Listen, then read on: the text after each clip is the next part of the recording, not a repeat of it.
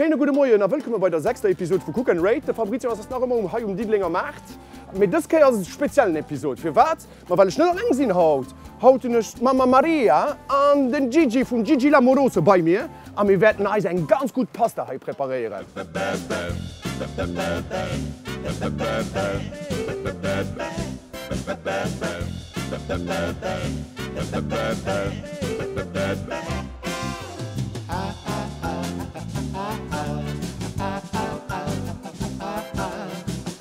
Alors Gigi, dans notre recette d'aujourd'hui, on a 3 étapes. On a la pâte, on a la sauce et on a la farce. Oui. Toi, la pâte, tu l'as fait comment? Huile d'olive, farine, œuf. Classique. Classique. Et la sauce, qu'est-ce qu'on va faire? Tomates fraîches, ail, basilic, huile d'olive. À la crudaiola, à la quoi, crudaiola. sauté à la poêle. Voilà. Et pour la farce, comment on va faire? C'est un secret de famille. Un secret de famille, désolé, on ne pourra pas vous le dire, mais ce sera aux asperges.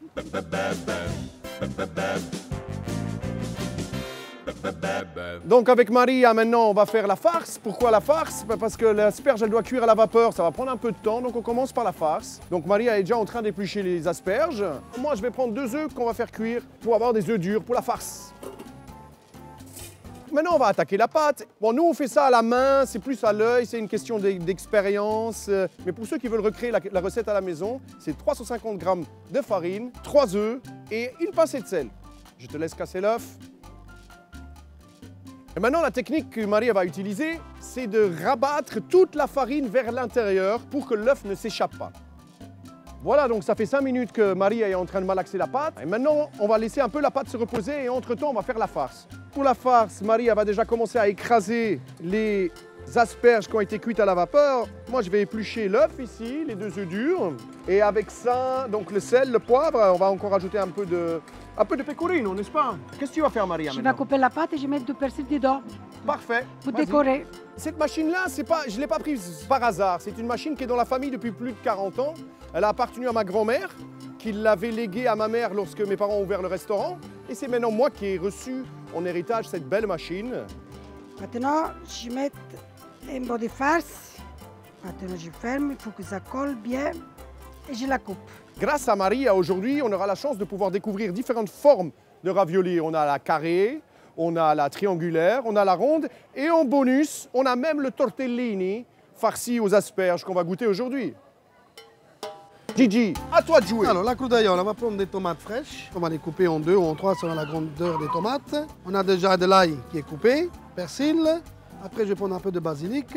Mais en fait, Gigi, dis-moi pourquoi est-ce que tu as mélangé les tomates avec l'ail avant de les jeter dans l'huile? Voilà, donc, j'ai mélangé le tout pour que les saveurs restent intactes. Donc, si on met d'abord à cuire l'ail, on aura, pour la recette que nous on a fait, on aura le goût de l'ail qui va sortir trop fort. Et moi, je voulais que les épices, on les sent tous. Donc, le basilic, l'ail, le persil, Donc c'est pour équilibrer les saveurs. pour que les saveurs ressortent le plus original. Voilà, maintenant qu'on a l'eau qui bout, on va rajouter le sel. Et Maria va nous mettre justement les raviolis dans l'eau. Combien de temps ça cuit au fait ces raviolis?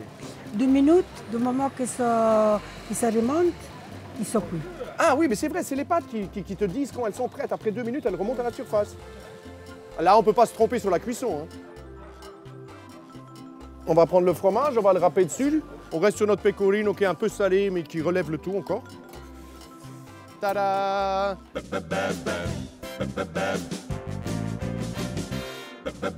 Voilà, aber wie ihr wisst, muss man ja ein bisschen den Leuten zu schmecken gehen. Und nun ein Leben her und ein Liefdampf, die das bloß machen werden, was wir mit Gigi und mit der Mama Maria gemacht haben. Buon appetito, signore. Ganz gut. Et war den das Haus gemacht, also noch Nudeln im Haus gemacht sind. Und ich kann noch im Gigi sein Küche bei ihm ist immer gut frisch. Also es schmeckt wirklich nur nach. Les tomates, le parmesan, c'est très bien farci. L'ensemble est super bon. Pasta ist tipptopp, sind déjà so wie muss sein. Der Guff und die Spargel können auch gut raus. Der Parmesan rund hat ganz perfekt auf. Nichts zu sagen. Vielmals merci. Grazie. Und wir kommen dann nur für den Kaffee. Mach auf.